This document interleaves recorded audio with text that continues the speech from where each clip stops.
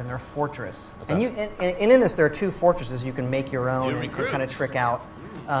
And so when you start out, you learn of the Dawnguard and you join them, but then you also learn of the vampires and the vampire lord. So you do have this choice of which side you're going to join. Okay. And with the Dawnguard, you get to use crossbows. Much requested. Yes, much requested for a long time. And they're great weapons to have in the game because they do a lot of damage. They fire instantly, but take a long time to reload. And they work well in our existing system because they go into your archery skill. So they do use that skill and the perks you already have. So it did allow us to do some new gameplay while also using things that your character already had. Interesting. So fictionally, where is this sort of set DLC? I mean, tell me about sort of the experience compared to the Skyrim world, obviously. It kind of fits right in. That's how we like to do the DLC. So even after you buy it, the only negative is it doesn't come out and say, there's new content. It kind of just fits in smoothly like any other faction. Right. So you can hear about them, but it's still up to you to go find them. Okay. And the content is designed to kind of be level 10 and higher. So it does get harder than the stuff that we did in the main game. Of course, right. And it's a lot of content. We're looking at 10 to 20 hours. As if we didn't have enough hours already.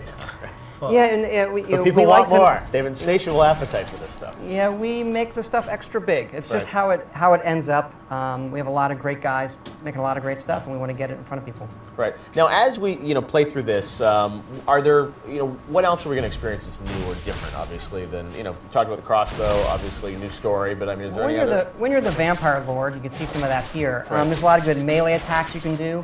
You have your own perk tree, so as you kill people as a vampire, you can turn into bats. Right. You see that they're kind of dodge attacks. You can grab people with this vampiric grip and levitate them in the air. Okay. And as you play as the vampire lord and kill people as the vampire lord, you unlock this perk tree. You can kind of pick new powers. I love this. This is amazing footage.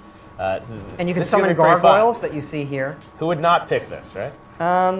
Well, some people, this really does feel like a new experience when you're playing as him. It feels like... That's what I feel like, yeah. It feels like a new game, But a lot of people don't want to play that archetype. They don't want to be evil. And you can kind of, in this, try to stop the vampires by playing the Dawnguard side. Right. Wow, there you see some of the vampiric grip and throwing guys around. This is amazing. I mean, let me ask some of the perk tree. Okay, the perk tree for him. Wow. Yeah, let's keep looking at that. That's awesome. So as you guys worked through this, was it clear from the get-go that this is what you wanted to do for the DLC? I mean, tell me, was this decided after you saw fan reaction, or how did you plan it out? It's just kind of we get this inertia amongst the team. So we did this game jam thing that some people have seen, and a lot of us were talking, hey, we never did enough with vampires. We could do so much more on paying off on the fantasy people have of being a vampire or a vampire hunter.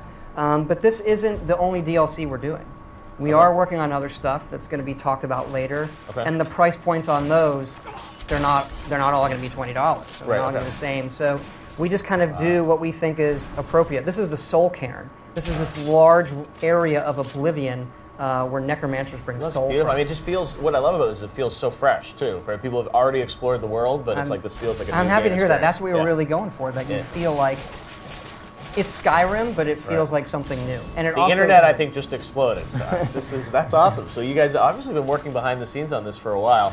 Gameplay is, I mean, in some ways, it's really 2 experiences you're delivering, right? And it's almost like putting out an entire new game for us in some ways, because you're looking at 10 and 20 hours of content. Right. And we spent, Skyrim came out 7 months ago. Yeah. So it is a pretty big undertaking for a lot of the guys in the team. And our fans have been fabulous, and we just want to reward them with cool content. Now, they're probably going to want werewolves as well, right? We already have werewolves in the game, so there are a couple... We're going to see some here? There's going to be some new werewolf stuff in this, but we're going to keep that under wraps for now. All right. See, look at me always picking at you, right? You're good at that. You'll just guess things till I say yes. That's how... All right, well, you hinted. So the internet, that's enough for the internet, Todd, if you were on Twitter, right?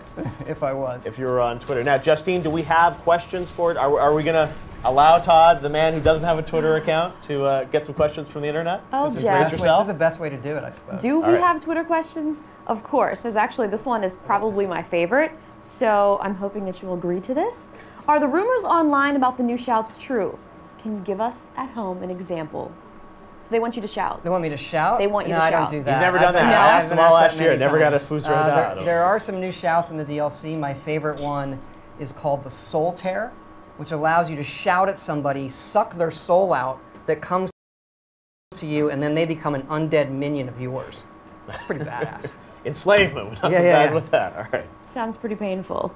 All right, we have another one here. Most recently, you've given PC gamers the ability to mod Skyrim. Any ideas from that make it into Dawnguard? From user mods? Not that many. It was another big undertaking to do the creation kit, and like our perfect world, we can bring the creation kit and all those mods to the consoles, but just something hasn't worked out yet.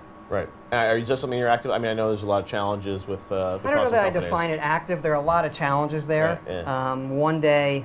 Would you take a kit of them and like put that out as a DLC or something? Or that gets tricky because we don't want to be the one sort of publishing or picking or casting judgment on the users are pretty good at doing that themselves. Yeah. So I don't know what's going to happen, but it's an area of gaming, particularly in the PC, that we love, that we'd like to open up to everybody. Oh, it's absolutely exploded. It's amazing what people have done creatively. Justine, anything else on the Twitter world? We do have one more. Yeah. They said, I heard there was a surgery minigame cut from Fallout 3. Is there anything like that in Dawnguard? Wow. Anything we cut? Cut. Or hers. Sure, I'm not going to talk about that right now. Or the surgery minigame. There's surgery somehow in Dawnguard? There's not a surgery minigame in Dawnguard. We cut the surgery minigame from all our games. Okay. Yes. Cut from Skyrim as well? Yes, we cut it from that. All right, could come back. It could come back in DLC, right? The surgery DLC. See, there you go again. Right there you go. I'll just leave it right there. Exactly. Well, it's amazing what you guys are doing with this. So you've said it's coming sometime this summer, is basically what you're saying? Or? Actually, the beta starts next week. So next it's week, pretty much done. We're going to do a public beta test, something that's gone well for us in the PC. Right. And if that goes well, all looks good. It's going to come out June 26th. And how, I know people were talking online about this the other day, is there any chance for anyone watching this to get in on the beta, or how can you get They can sign up now. I will tell you that the response has been incredible. Yes. So you can sign up now for the beta, and we're going to start sending codes out next week. We should give some away on Twitter here, or something like that, right? The first person to tweet what, Todd, gets access. I don't know. All right, he's not going to go I'll there. let you decide that. All right, well, first person to tweet your correct birthday or something, right? We'll track it. All right, Todd. Well, thank you, Todd, for a first look at Elder Scrolls V Skyrim Dawnguard. We will look forward to seeing that this summer in the beta test coming up. We've got a lot more coming up, especially talk about Call of Duty Black Ops 2. Activision entered E3 on a huge wave of anticipation and leading the way for Activision. And this team is Activision's CEO, Eric Hirschberg, and he'll be joining me right after this.